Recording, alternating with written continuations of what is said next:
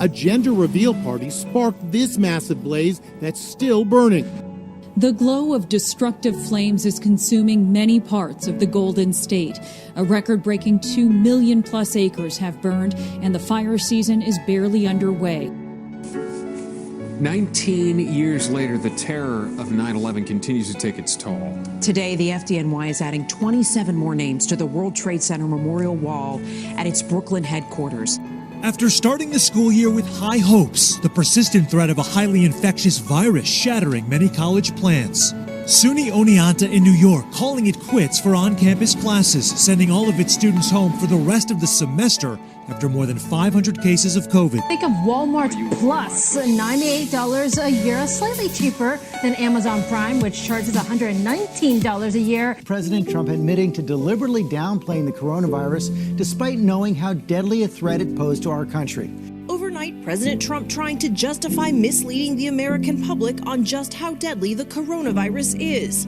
I can't be jumping up and down and scaring people. I want people not to panic. And that's exactly what I did. 2 LA County Sheriff's deputies are in the hospital after they were ambushed in Compton, shot multiple times. The suspect is still on the run. Overnight, the slow-moving Hurricane Sally grinding toward shore, slamming the Gulf with heavy rains, potentially devastating flooding. Sally's strong winds tearing down power lines, plunging residents into darkness. A tribute to an American pioneer. Associate Supreme Court Justice Ruth Bader Ginsburg passing away tonight. Complications of pancreatic cancer. Ginsburg returned to the Supreme Court for the last time, 27 years after she arrived as a justice.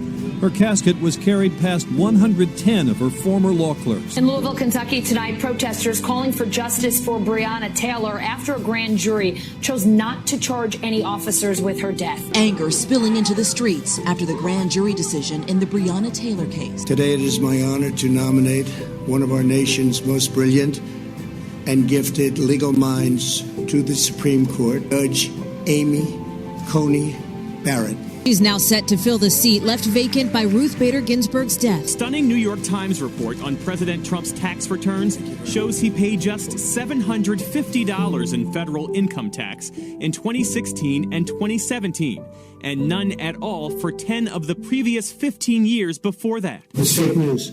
It's totally fake news. Actually, I paid tax. The U.S. has surpassed 7 million coronavirus infections. The world passed a grim milestone on Tuesday of more than 1 million people who have died from the novel coronavirus. The pandemic has infected over 32 million worldwide.